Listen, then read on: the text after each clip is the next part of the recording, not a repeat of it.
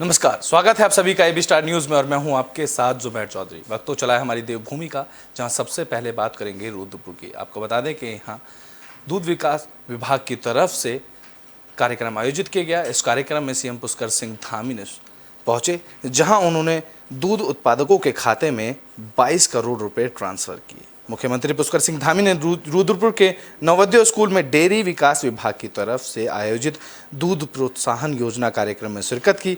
उन्होंने प्रदेश के 1,13,000 दूध उत्पादकों परिवारों के खाते में डीबीटी के माध्यम से 22 करोड़ रुपए की प्रोत्साहन राशि ट्रांसफर की। उन्होंने और दूध विकास मंत्री सौरभ बहुगुणा ने प्रदेश के सर्वश्रेष्ठ 3 दूध उत्पादकों को प्रोत्साहन राशि देने के साथ ही उनको सम्मानित भी किया।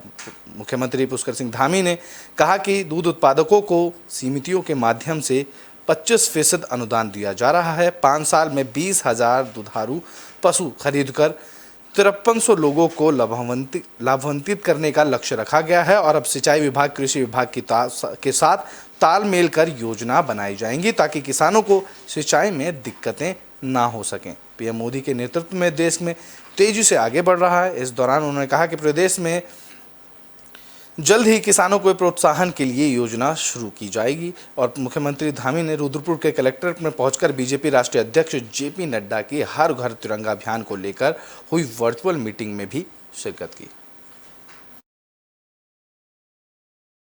चाहे दूध उत्पादक हों, फलों के क्षेत्र में काम करने वाले हों, बागवानी के क्षेत्र में काम करने वाले, उनको हम लोग हर प्रकार से प्रोत्साहन की इनकी योजना बना रहे हैं और साथ ही साथ जो उनका उत्पाद है उस उत्पाद को ठीक से बाज़ार मिले, ठीक से उनको मार्केट मिले, मार्केट तक जाने की व्यवस्था मिले, उसके संवर्धन का, प्रोसेसिंग का, सारे सेक्टरों में हम लोग काम कर रहे हैं। और हमारा संकल्प है, माननीय प्रधानमंत्री जी का संकल्प है कि किसानों की आय दुगनी होनी चाहिए।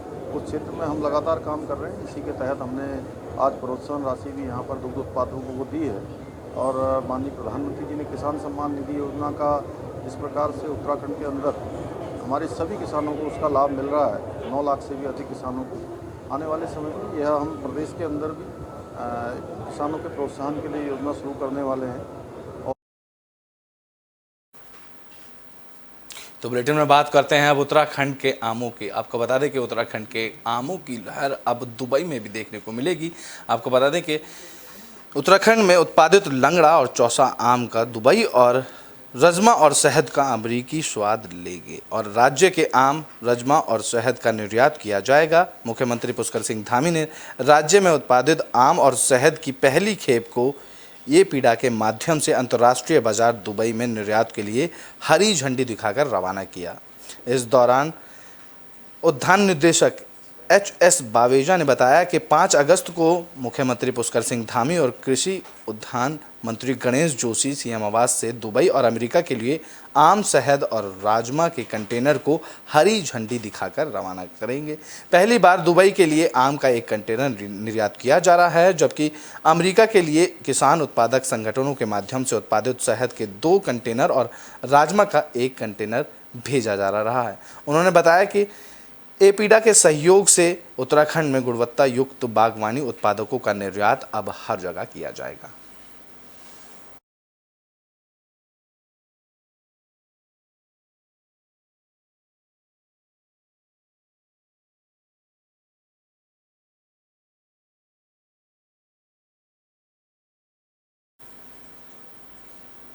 बुलेटिन में बात अब उधम सिंह नगर की कर लेते हैं। आपको बता दें यहाँ ट्रैफिक नियमों को लेकर प्रशासन अलर्ट मोड पर है।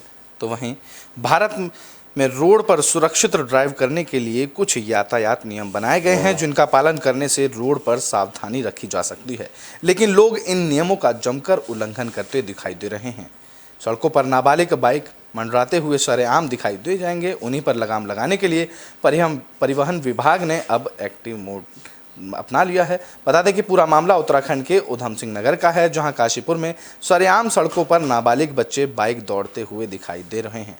जूनियर प्राइमरी स्कूल से लेकर इंटर तक के स्कूलों हों या फिर कोई कोचिंग सेंटर जाने के लिए बच्चे अपनी जान जोखिम में डालकर यातायात के नियमों की धज्जियां उड़ा रहे हैं। स्कूल कोचिंग सेंटर के बाहर नाबालिग बच्चों की बाइकों का तांता लगा हुआ है और सरेआम देखा जा सकता है कि इसको लेकर ना तो शिक्षा विभाग ध्यान देता है और ना ही स्कूल प्रबंधन, जिससे आए दिन सड़कों पर नाबालिग बच्चों के एक्सीडेंट की सूचनाएं आती रहती हैं। तो वहीं परिवहन एक्ट के नियमों की सख्ती से पालन करवाने के लिए लापरवाह माँ बाप के ऊपर अब कानूनी कार्रवाई की के लिए तैयार हो चुका है। अगर सड़कों पर अब नाबालिग कोई भी बच्चा बाइक चलाता हुआ पकड़ा गया तो जुर्माने के साथ साथ वाहन स्वामी और अभिभावक ऊपरी उसके ऊपर कानूनी कार्रवाई कर न्यायालय में पेश करने की योजना तक बनाई गई है, जिसको लेकर उधम सिंह नगर में अब इसको लेकर लोगों को अलर्ट कर दिया गया है।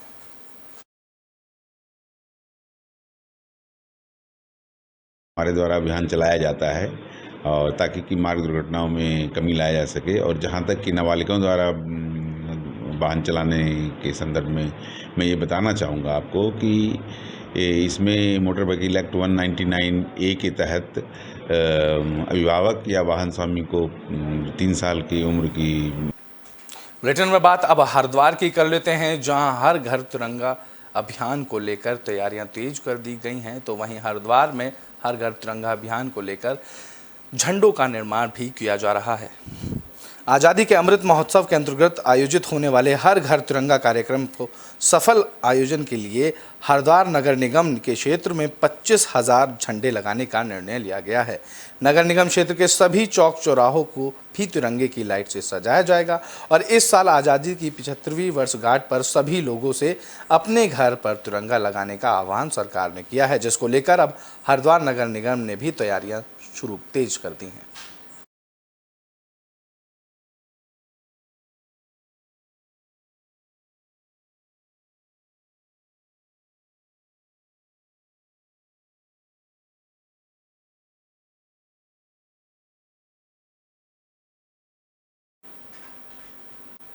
बुलेटिन में बात अब खटीमा की कर लेते हैं, जहां लगातार हो रही बारिश से लोगों को परेशानियों का सामना करना पड़ रहा है। लगातार हो रही बारिश से इलाके में जल भराव की समस्या होने लगी है। लगातार हो रही बारिश से उत्तराखंड के कई इलाके अस्त व्यस्त हो गए हैं, सड़कें भी काफ़ी खराब हो गई हैं, जिससे वहां के स्थानीय लोगों को काफ़ी परेशानियों का सामना करना पड़ रहा है। इसके चलते खटीमा एसडीएम ने खटीमा क्षेत्र के निरीक्षण किया और इलाके में बारिश से भरे पानी को निकालने पर नगर पालिका के कर्मचारियों को आदेश दिया। वहीं मीडिया से बातचीत में एसडीएम रविंद्र भिष्ट ने कहा कि लगातार हो रही बारिश के कारण खटीमा के कई इलाकों में जल भराव की समस्या हो रही है। नगर पालिका को निर्देश दिए गए हैं कि जल्द से जल्द पानी को निकालने की व्यवस्था की जाए और सड़क काफ़ी नीची है, इसके लिए भी वैकल्पिक व्यवस्था कर सड़क को ऊंची करने का प्रयास किया जाएगा। और काफ़ी तेज़ बारिश हो रही है, तो इससे कई जगह पर हमारे जल भराव की स्थिति पैदा हो गई है। नगर पालिका को हमने निर्देशित किया कि उनके क्षेत्रांतर्गत जितने भी जगह में जल भराव की स्थिति है उसमें हम उनके निकासी का उपाय करेंगे। कई जगह उन्होंने किए भी हैं, कई जगह उनके द्वारा नहीं किया जा रहा है क्योंकि वहाँ पर लोगों द्वारा अतिक्रमण कर दिया गया है, तो ड्रेनेज की व्यवस्था नहीं हो पा रही है। इसमें एक लॉन्ग टर्म प्लान हमें बनाना पड़ेगा, जिसमें एक प्रस्ताव पारित होगा नगर पालिका के माध्यम से। तो बुलेटिन में बात कर लेते हैं उत्तरकाशी की, जहां मानसून सीजन आते ही मुसीबतों का अंबार लग गया। आपको बता दें कि पहाड़ी इलाकों में लगातार हो रही बारिश से लोगों को परेशानियों का सामना करना पड़ रहा है। उत्तरकाशी के बड़कोट में जहां विभाग की घोर लापरवाही से छोटी और बड़ी सड़कें भी बंद हो रही हैं। आपको बता दें कि विभाग चाहे पीडब्ल्यूडी का हो या फिर नेशनल हाईवे, दोनों विभागों के बुरे हाल हैं। जहां सड़कें हैं लेकिन पानी की निकासी के लिए नालियां नहीं हैं, जिससे पानी सीधे सड़कों पर बह रहा है। तो वहीं देर रात बहुत ज़्यादा बारिश होने से बड़ी सड़कों से लेकर ग्रामीण सड़कें भी बंद नजर आईं। वहीं नेशनल हाईवे सकरौला में सड़क बंद और खुलने का सिलसिला लगातार चल रहा है। गंगोत्री हाईवे पर बंदरकोट के पास भूस्खलन होने के कारण रास्ता बंद हो गया है। पहाड़ी से रुक रुक कर यहाँ पत्थर और मलबा गिर रहे हैं। वहीं गंगोत्री यमुनोत्री हाईवे भी बाधित हो गया है और बड़कोट सकरौला के पास यमुनोत्री हाईवे ठप है। बात करें चमोली की, तो चमोली जिले में बद्रीनाथ राष्ट्रीय राजमार्ग एक बार फिर से लामबगड़ खर्चा नाला लंगूस के पास बंद हो जाने से चारों धाम के यात्री यहां फंस गए हैं और इन यात्रियों को काफ़ी परेशानियों का सामना करना पड़ रहा है।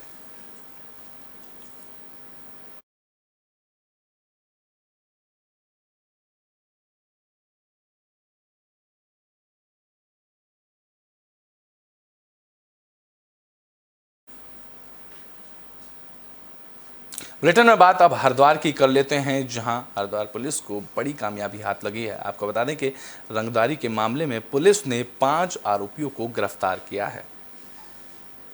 मुरातारा ज्वेलर्स के चर्चित प्रकरण का एसएसपी हरिद्वार ने प्रेस कॉन्फ्रेंस कर खुलासा किया है।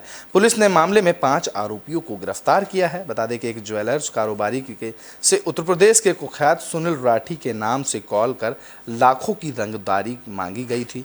दरअसल 2 दिन पहले मोरातारा ज्वेलर्स के मालिक के ऊपर बदमाशों ने फायरिंग कर उन पर हमला किया था, जिसमें वे बाल बाल बच गए थे। घटना का मास्टरमाइंड बिजनौर का एक बर्खास्त बैंक कर्मचारी निकला है, जिसके पास से कार, स्कूटी और एक पिस्टल और तमंचा भी बरामद किया गया है। आपको बता दें कि हरिद्वार के मोरातारा ज्वेलर्स शोरूम के मालिक निपुण मित्तल कावड़ मेले के दौरान 26 जुलाई की रात स्कूटी से घर लौट रहे थे। तभी स्कूटी सवार 2 युवक ने उन पर पीछे से गोली चलाई, जिसे निपुण ने पीछे मुड़कर देखा तो अंदाजा लगाया कि कावड़ यात्रियों की बाइक की आवाज़ है। अगले दिन लैपटॉप में कारतूस धंसा मिलने पर गोली चलने का उनको यकीन नहीं हुआ, जिसके बाद अज्ञात लोगों के खिलाफ उन्होंने मुकदमा दर्ज कराया।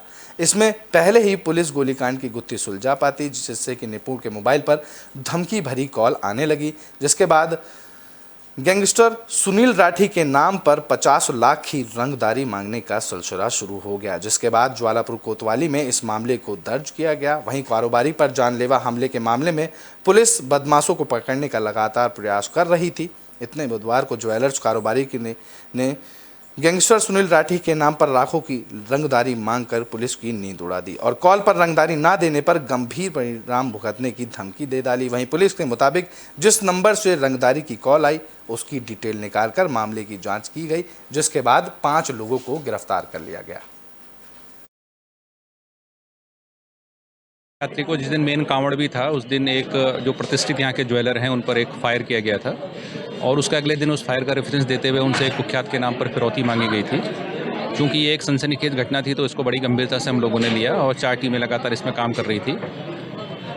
पूरे एक लगभग सप्ताह के प्रयास के बाद, उससे भी अधिक के प्रयास के बाद अंततः पुलिस के हाथ सफलता लगी है और इसका जो मेन मास्टरमाइंड है वो और उसके साथ 4 और सहयोगी 5 लोग पुलिस ने गिरफ्तार किए गए हैं। ज्वालापुर क्षेत्र में ज्वेलर्स के यहाँ एक कुछ बदमाशों ने फायरिंग की पहले और बाद में पता लगा कि उनसे उस फायरिंग को दबाव डाल करके कि हम आपको जान से मारने की धमकी दी, वरना आप 50 लाख रुपए की फिरौती की मांग की उनसे की गई। इसके संबंध में स्थानीय पुलिस विभाग को सूचना दी गई और उनकी तरफ से जो कार्रवाई की तो लगातार उस कार्रवाई के करने के परिणाम स्वरूप आज ये अपराधी पर पकड़े गए हैं। घटनाक्रम जो पिछले साल हुए और इस साल हुए, ये दोनों आपस में नहीं। ब्रिटेन में बात आप पौड़ी की कर लेते हैं, जहां एक युवक ने मासूम बच्चे की पिटाई की, जिसके बाद बच्चे की पिटाई का वीडियो सोशल मीडिया पर वायरल हो रहा है। पौड़ी जिले के टंगरौली गांव के छोटे बच्चे को पड़ोस के ही नलाही गांव के एक व्यक्ति की तरफ से डंडे से मारे जाने का मामला सामने आया, जहां जानकारी देते हुए टंगरौली गांव के विमल कुमार ने बताया कि टंगरौली गांव के 3 छोटे बच्चों की तरफ से गांव में ही एक बैल को छोड़ने के लिए गांव ले जाया जा रहा था, जिस रास्ते में उन्हें रोककर उनकी पिटाई की गई। वहीं उनका वीडियो बनाकर सोशल मीडिया पर भी डाल दिया गया है, जिसको लेकर ग्रामीण और पूर्व छात्र नेता विमल कुमार के साथ युवा कांग्रेस के प्रदेश महासचिव प्रतीक भिष्ट की तरफ से जिलाधिकारी से मुलाकात की गई। यहां ग्रामीणों की तरफ से इस घटना पर रोष जताते हुए दोषियों पर कार्रवाई करने की मांग की गई।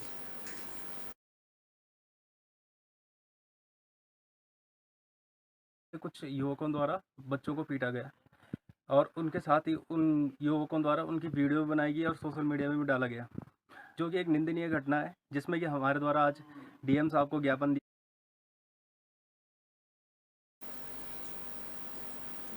ब्रिटेन में बात कर लेते हैं पौड़ी के कॉलेज की, जहां प्रिंसिपल ने कॉलेज प्रशासन पर आरोप लगाए, जिसके बाद मैनेजिंग डायरेक्टर ने उन्हें बर्खास्त कर दिया। ढमकेश्वर के प्रधानाचार्य अरविंद नेगी ने प्रबंधक पर उत्पीड़न का आरोप लगाया।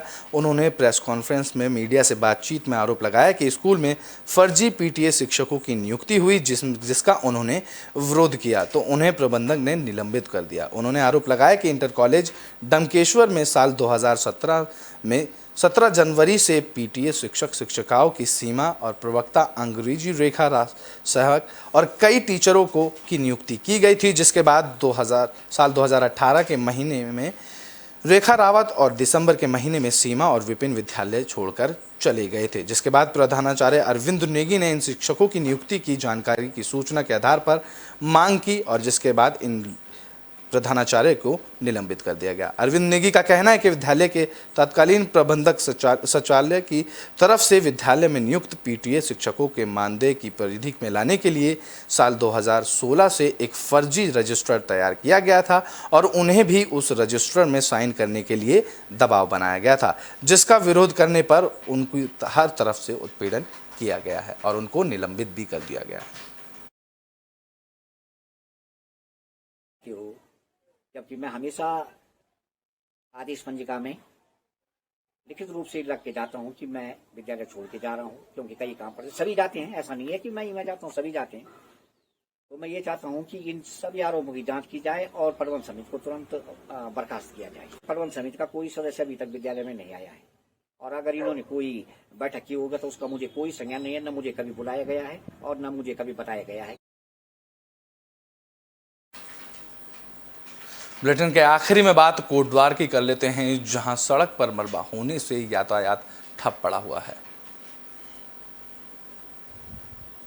आपको बता दें कि कोटद्वार में लगातार हो रही बारिश से लोगों की परेशानियां बढ़ रही हैं, तो वहीं NH 534 पर कोटद्वार के बीच 5वें मील की पहाड़ियों पर नेशनल हाईवे के अधिकारियों के लिए नासूर बनती जा रही हैं। दरअसल हर किसी बारिश से भी यहां की पहाड़ियां खिसक कर हाईवे पर आ रही हैं, जिसके कारण मलबा हटाने में NH के अधिकारियों को खासी परेशानियों का सामना करना पड़ रहा है। गुरुवार को भी 5वें मील के पास पहाड़ी से लगातार गिर रहे मलबे के कारण यातायात प्रभावित रहा, जिसके कारण यात्रियों को आने जाने में दिक्कतों का सामना करना पड़ा। उधर दूसरी ओर NH के अधिकारियों का कहना है कि मलबा हटाने के लिए मौके पर कई JCB मशीनें लगाई गई हैं और मलबा हटाने का काम किया जा रहा है।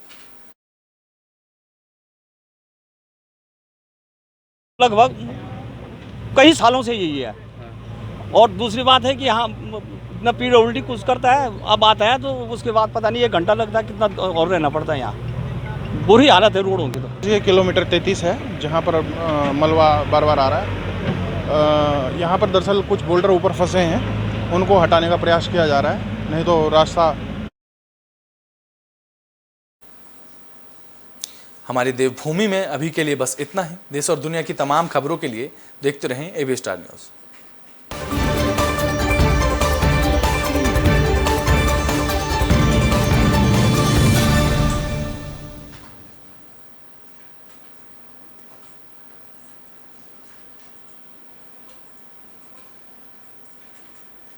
सही मोटा चला है, ये कट किया, हो गया, फाइनल हो गया ना, अब कट कर दो।